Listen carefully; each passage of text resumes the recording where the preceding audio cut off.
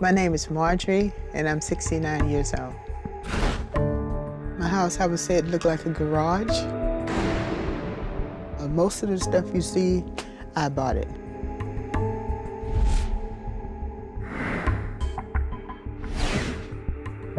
I was a pretty advocate watcher of home shopping channels on TV, and practically every time I saw something, I would buy it. And I just couldn't get away from it. As you can see, some of my stuff is still in the boxes. I would call myself a hoarder.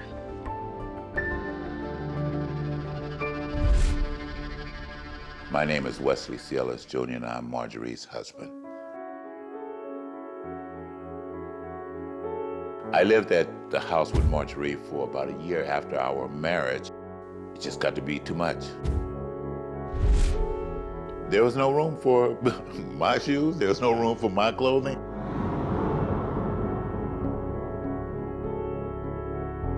If we can't be together as husband and wife, then that's not a relationship to me. It cannot be a man and wife situation if this is not handled.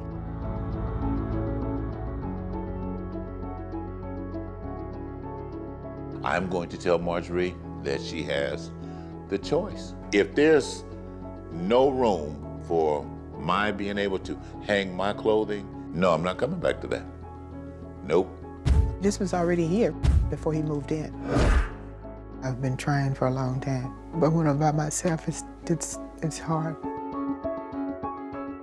There's no one to talk to, nobody to laugh and kid around with.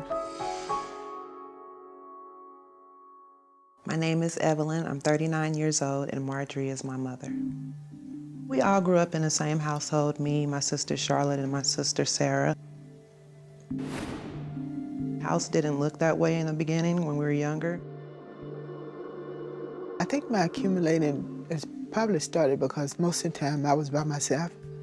You know, just buy stuff to occupy my mind. The house now is unbelievable. My name is Charlotte, and Marjorie is my mom.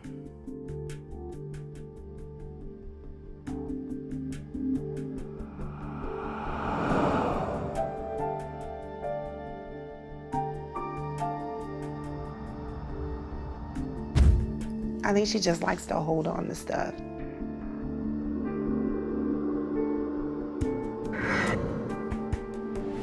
Well, my house actually started to get out of control when I had brought my mom out. My mom became a hoarder, and then after she had passed, I started accumulating some of her stuff. My grandma passed in '96, and then the next year, less than a year later, my 3-month-old died of SIDS.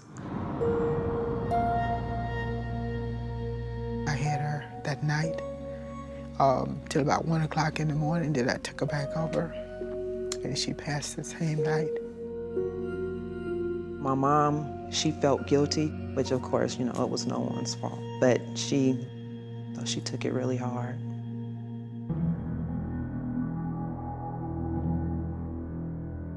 My son was just murdered in 2008. I don't know how my mom handled my son's death. I guess like the compulsive shopping, trying to fill the void. Sorry. I think her biggest problem was she didn't release it. She kind of held on to it. She shopped instead of dealing. I started to accumulate like pictures and articles of clothing belonging to my grandchildren because I didn't want to lose the memory of my grandchildren. We're still living. Everybody else that you're looking at is already gone. So it's like, which do you want? Your life, or do you want the other half of it?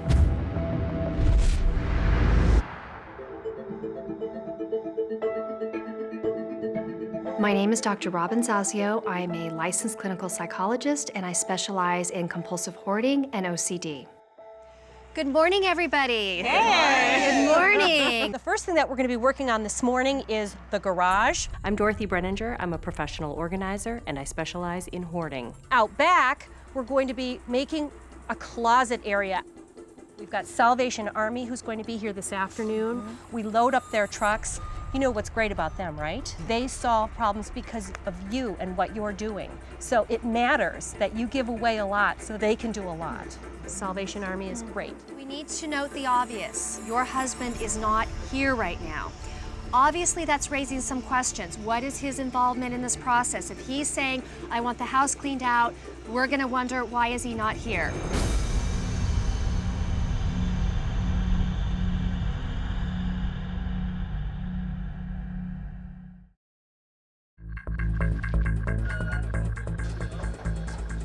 In here, we just need to clear this pathway to that door. When I was thinking about all of my things being outside, it kind of got me a little bit because I was trying to hide some of them in the hallway. She was finna dump my bag of new shoes. There are shoes everywhere. How many pairs of black shoes could one person own? They're all lamps. Yeah, those are my lamps. I'm not getting rid of the lamps. I was feeling like I was losing control a little bit. You acquire, you bring in, distracting against emotional pain. This is just one room. We have about 6 more rooms to come out. So we're going to have about 2,000 pieces of clothing to go through. Keep. Yes? Keep.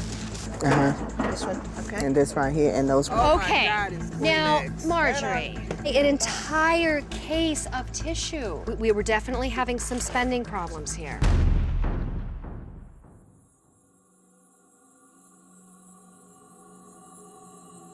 We were really hoping that you could come by today. You're, really important part of this whole process.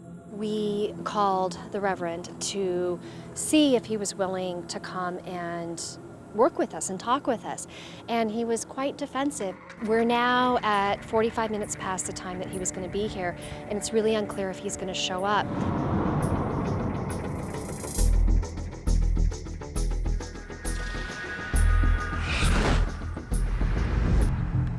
One of the aspects that's been confusing about the Reverend is that he's basically implied that if she doesn't get the house cleaned up, that he's not moving back. Yet in our meeting with Marjorie, he indicated that it is death do us part. Because I thought this is my wife, there will be no divorce. I don't think she's going to go out and get a divorce. I told him I wasn't going to divorce him, but I cannot live with him over here. All he had to do was help me. But there's some work that has to be done, huh?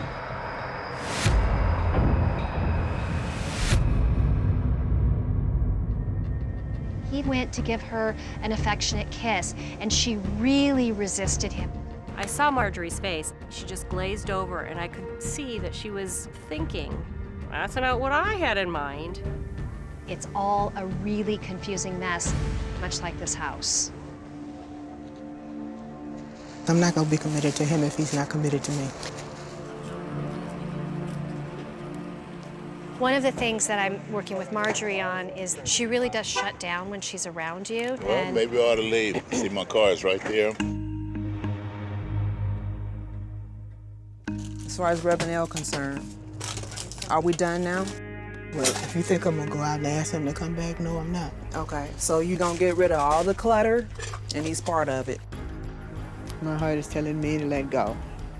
unless this relationship is dealt with in a professional way, I don't believe that Marjorie is going to really be able to deal with the compulsive hoarding itself. Say one thing, but he means something else. It doesn't mean anything, it's just for show. That's why I don't believe nothing he says.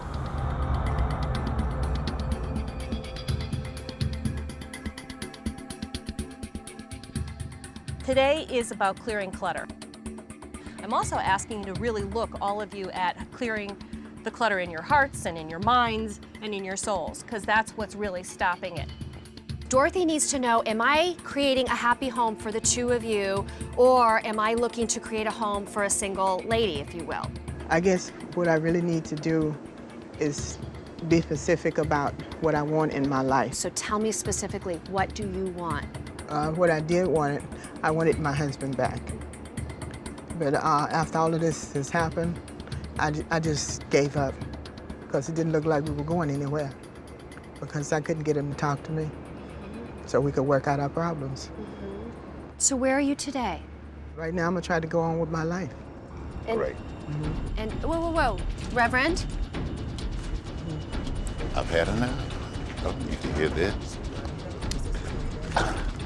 Thank you. So, could you unhook me? Please, Well- please. Well, I don't have anything to Okay, do with that. Excuse me. Oh. The Reverend just suddenly decided, I don't want to be here. She hadn't even finished her sentence and he wanted out.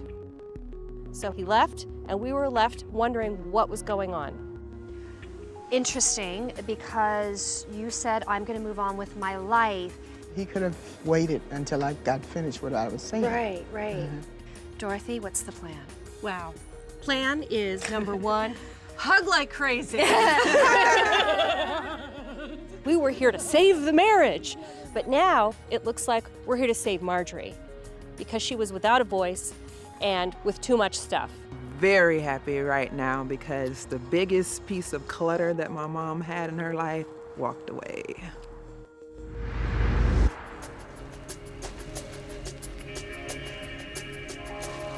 I didn't realize how serious the hoarding was until this process happened. It's going to be critical that she follow up with aftercare because there's still a lot of distortions in this whole hoarding process with her.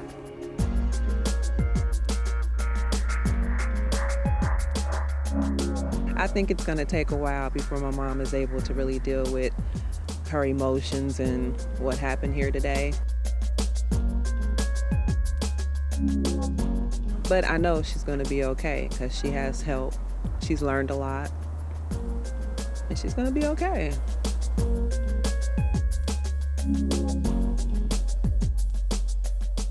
I got rid of a bunch of my things. And one thing I did get back was my life.